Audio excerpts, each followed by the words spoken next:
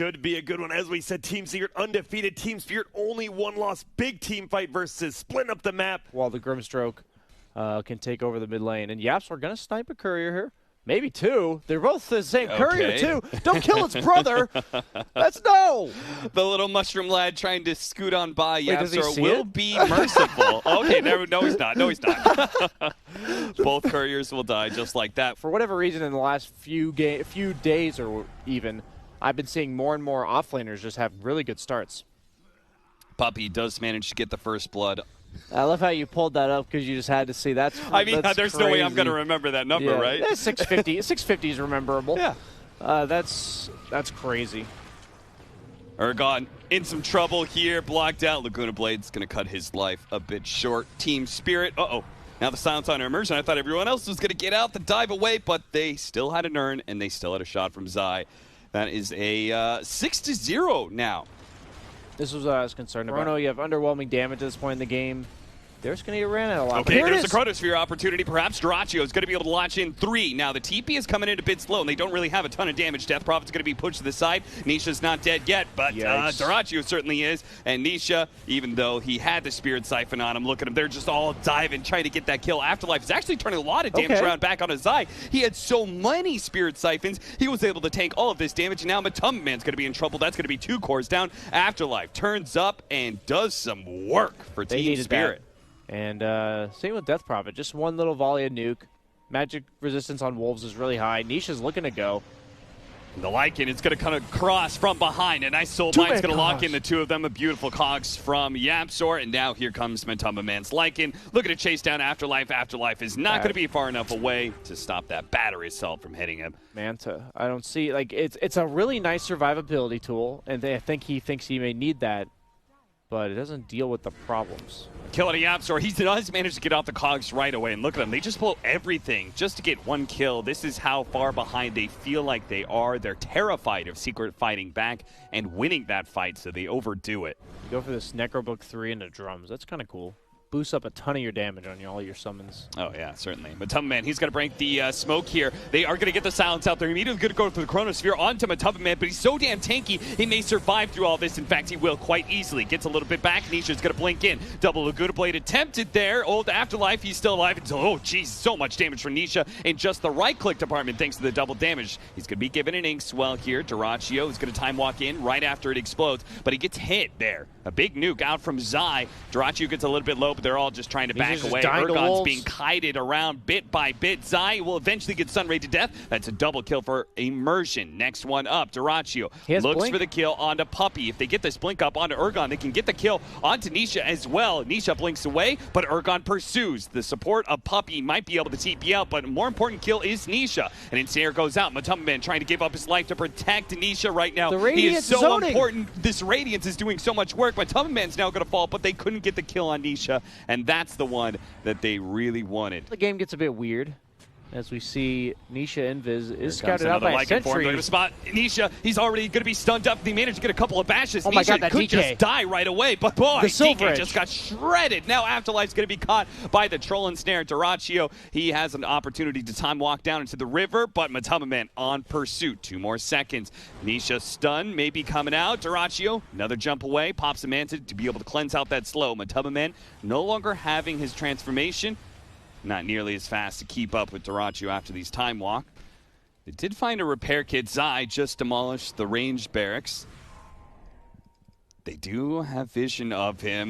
He's going to run out of the Sentry in a second here, but he barely managed to get the stun out. Now the dust is going to go down. Zai, he's going to pop his BKB, but he can't keep away from the bashes of Duraccio, especially since he still has Chronosphere ready to go, but they don't have to use that. They can just block him inside of the trees here. Zai will eventually die. Mushroom Unless, another round of dust. Is Supernova going to be used? They want this man dead. And Zai laughs his way to the grave. But he does indeed go down for 60 seconds. I don't think I've ever seen Supernova used just as a way to clear trees. I don't think I've ever seen it. All right, immediate smoke up. If they can find another kill, it'd be fantastic for them. And they got Yapsor. Blink forward from Urgon. Such crisp and quick play from Team Spirit. But they can't go for Roshan. Yeah. They've got to defend their base. Afterlife, oh no, he gets caught out by the stun. Nisha doesn't even bother with the Yule Scepter. He wants that kill so quickly, and he's going to have it too. Now they're going to start backing up as Roshan. If he gets the bash on Urgon, Urgon comes completes his TP. And I think it's going to come down to flawless execution from them in the team fights as they catch.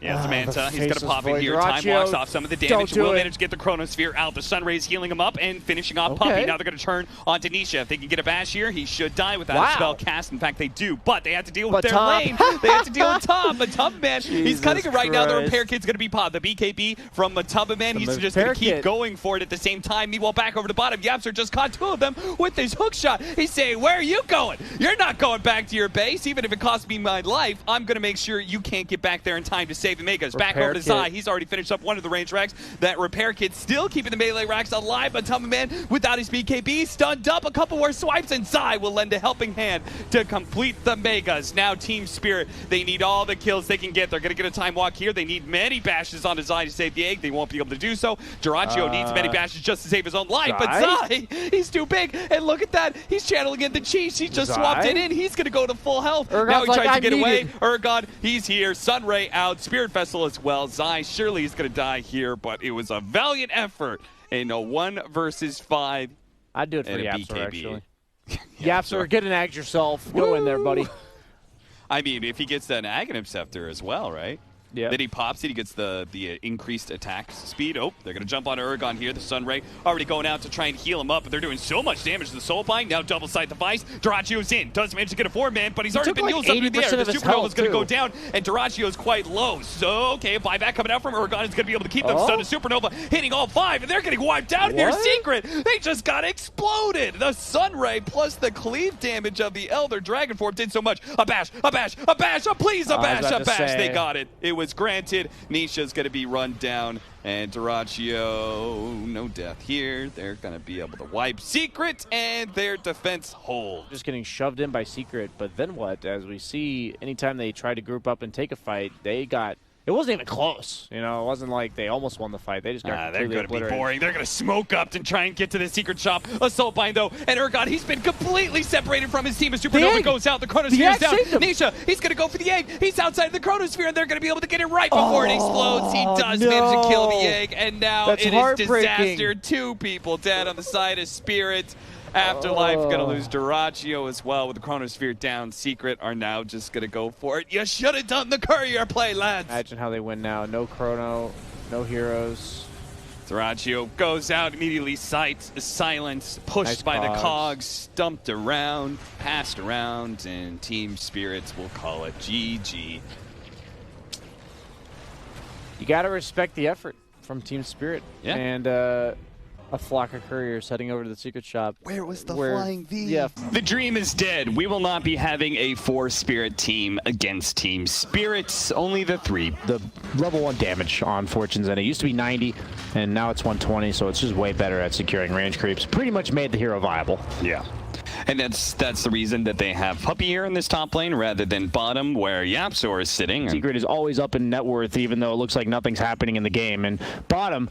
Afterlife might be in some trouble. Matubman just going to act all innocent here. Catch somebody, but Nisha's taking a lot of damage. Rolling Thunder's going to come on through, keeping him chain stunned for a little bit longer, bouncing off the wall, hitting him one more time with the Fire Blast going off as well. He's morphing strength, but it's not good enough. They get very nice play. Puppey, meanwhile, top is getting ran at, and Dyrachyo should be able to get this tower because of it. So really, really good movement. He already raged. And he doesn't have an infest target. He's surrounded by all these magic damage dealers with no out.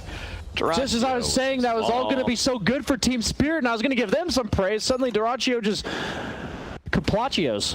Can Morphling not farm? Yeah, he's got 29 armor at this stage in the game, as that was an ogre. Yeah. Just gets Searing Chained into death. And Nisha's going to have that Manta very soon, so that's going to be really important to get out of that Meepo net. They found a Meepo here, but he's protected by all of his team. Maybe this isn't the fight they wanted. A Soulbind, a double silence out too, with the Rolling Thunder crashing through onto all of them. Oh my god. They just blew up the Morphling with that E-Blade, and an ultra kill for Urgon. What a misstep by Team Secret. They thought that was a Meepo by himself, except for all the times you complained. Except for all the time I complained. Meepo could have gone on the mid lane. Oh my god. The Aegis is gone, and Mega kill streak taken away. Now they're going to roll in onto Yapsor. Immersion, he's going to be caught out here, but they're going to try and fight back. Pango does have to the Inkswell on him. He's going to get off the Rolling Thunder, but has to roll away from Nisha, who does so much damage. Dyrachyo's certainly feeling that right now. The Essence Ring is not going to be up to save, and just like that, Secret, they lulled Team Spirit into a a false sense of security. As Team Spirit looked so dominant in the first, or like in the last 10 minutes. They've got an Aegis and Cheese on their side. They are currently setting up top lane. You will manage to get the net this time around. Zai, you've been caught, corralled. Because just look at the items raining in for this Morphling, who now has a Titan Sliver on top of the Butterfly. Oh, that's huge. And once it gets Satanic.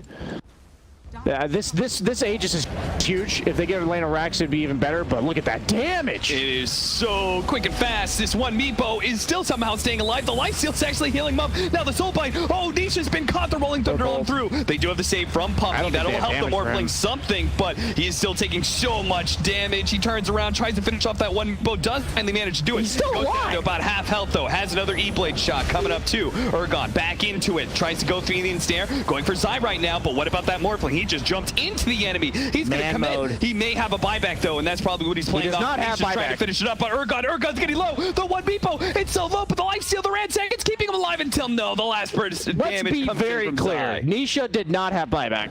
Use some morph there. I almost assumed he was always going to go into the Lifestealer, but looking for immersion, they saw him retreating this path with their ward in the river, really bursting down that Meepo's first life in a non-committal way, and suddenly you look like Nisha, right? They're wailing on him for what, 10 seconds in a row during the entire duration of this Oracle ulti. He's not hitting anybody, so he's not life-stealing back or anything. He is simply getting healed up by the Oracle, and he lives. Soulbind, double silence, double open wounds as well, with the Inkswell on top of them. Rolling Thunder, that's going to be able to double stun them until another round of Rolling Thunder hits them both. They do have the save from the Oracle. That went out onto Nisha, but the Oracle now being dead, Nisha being chased away. Here's the TP. Matama Man, he's dead. They need to be able to slow down Nisha, though. Nisha, another waveform is coming up. He's going into the trees. He hops over the cliff. He gets the other side, but he's met by Urgon, the Meepo. He trapped him, and it will be enough to bring him down. No buyback available there. Quick shove lanes. Yapsor, run top. Run top, Yapsor. He knows that lane is all that matters. Wow. And you had this nice, beautiful Sunday at the end of it. As Matama Man running in. They're going to be found a little bit isolated, a little bit separated here. They do get the silence out, but it's not enough to stop Dyrachyo. Dyrachyo needs an infest target, though, to be able to heal back up. Nisha's going to be next target. He gets shotgun down, but so does Yapsor. Urgon, he popped out. Now they managed to get the scythe onto Nisha. Nisha going to be saved by Puppy once again. Dyrachyo. He's going to bounce back and forth. Dyrachyo already took out Matamba Man. Nisha, they're going to still try and chase him down. He turns into a Lifestealer and rages away. Puppy, spotted, and a net to be able to catch him. No chance to TP away. This time, 3 heroes down, 2 of which have buyback. But Nisha is going to force them back inside their base. He knew something was up, so he waveforms in, starts hitting the melee barracks. He's immediately going to be scythe-iced up. They have to try and challenge him. They can't just let him hit these buildings. Dyrachyo does manage to get in a bash, but now he's been caught by Matamba Man. He does manage to get off his rage, though, with the Soulblind onto the 2 of them, with the Rolling Thunder on in. It's going to be able to knock both of them up in the air. Matamba Man, he's going to lose his life, and Nisha's going to lose his Aegis. The backline's now being caught out as well. They've already taken out the Oracle. Yapsor going to be rolling in. Got a ton of damage when he comes here. He's going to be coming back. At the same time, Yapsor may still die before he gets here. Slight comes out from Zai, doing tick damage onto Urgon. Urgon trying to keep his Meepos alive, but he's going to die. He's going to be forced to buy back here as Nisha continues to push forward here. He's already killed some of them after the life. He's going to come back out. Nisha's going to be silenced up, saved by the Oracle. Now all that magic damage is going to be prevented as well, but the Meepos coming in, and it looks like they're just going to leave Nisha to die here. I can't imagine he's going to survive through this. He does not. This is the Aghanims and Refresher. That Meepo with the Lifestealer inside of him has 6,100 health. Yeah, he has a Havoc Hammer and a Heart and a Scotty. And they ward. And Puppy is actually going to get out of position. He's going to get caught. He's almost immediately going to be blown up. The E-Blade trying to save him here, but he's still dead because of the silence immersion. Whoa, almost 4-shot there, but Nisha, he's going to be invisible up. The silence is on him. Now the Rolling Thunder. It's going to bounce back and forth. Nisha, he's just going to get chased on into death, and that should be it. With no buyback available, with a Divine Rapier onto Dyrachyo, he is chasing down Zai. He's going to run him down eventually here with a slowdown. He pumps back to the other Spirit. Misha, though, has a Fire Blast ready to go. As soon as he spots him, he'll hit him once. The Inkswell will stun him twice. The silence will make sure he goes down to the grave. Single-handedly shred this base. Yeah, GG is finally called. Team Secret, they were hoping maybe they wouldn't push high ground. Godzilla wouldn't lie to me, and they got brooded. Is it a good brood game because of the single target? Yes. Tiny, the support Tiny that we haven't seen in some time, and it is going to make a pretty effective move here. Killing Afterlife pretty easily as Nisha. Wait, oh no, they got juked. Oh, he doesn't have a Calling Blade? Oh, he doesn't have one. Is he going to be able to stop him? Not really, unless they can get another toss-up. Yapzor is going to go for it. Nisha, he'll get a couple swings in, and Afterlife will indeed tie. Oh, as he's potentially setting up on Ergon. He's going to be caught. Yeah, you took my line there. Into Yapzor, the toss-up. Thank you, Monkeys Forever. And over. Bid. You might see a kill on Brew. Okay, never mind. They actually just can't do anything to this guy. Misha's very dead. They just like 3-man ganked the Brood, and he just activated pipe and took no damage. Duraccio is going to be forced to use the Shadow Dance here, but they still have a couple of Primal Springs to catch him. Get in front of him. He's got to pounce up. Oh, you can't afford They're trying to stay in front of him. Nice use of the fake. His boots does block the pounce, but Duraccio still manages to get into the trees, heals up a little bit more. They spot him again, toss over from Yapzor. This could be a big clash. They have the Beastmaster Hawk. Gonna pop forward, but the Wukong's command is gonna go out. He throws out his stun, and only gonna land onto Afterlife. Afterlife does manage to throw out his own stun onto Matumba Man. They have the Inkswell, but this Rolling Thunder is causing some havoc there to the back line. Meanwhile, the Slug just keeps on pushing forward with the help of Ergon. They should be able to bring down Puppy, but they're going to lose so many heroes for this, potentially, as Misha's going to be chased down. He is certainly dead. And he's going to try to finish that off. They do get the ward from Misha, so he scouts this out. Yapzor actually just instantly wards on it. With the pounce on his eye, but he's a bit too scared. There's so many heroes coming. He's got another Dark Pact. Pounce up in 2 seconds, but it's no chance for Duraccio. Maybe another hero down, Immersion. Trying to get away with the Inkswell. Oh, nice micro to spiders. He waits it out, dodges the stroke of fate.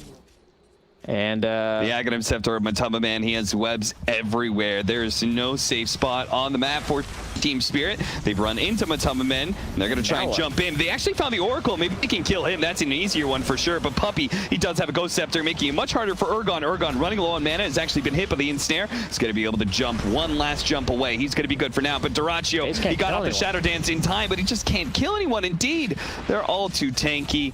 They all have enough mana.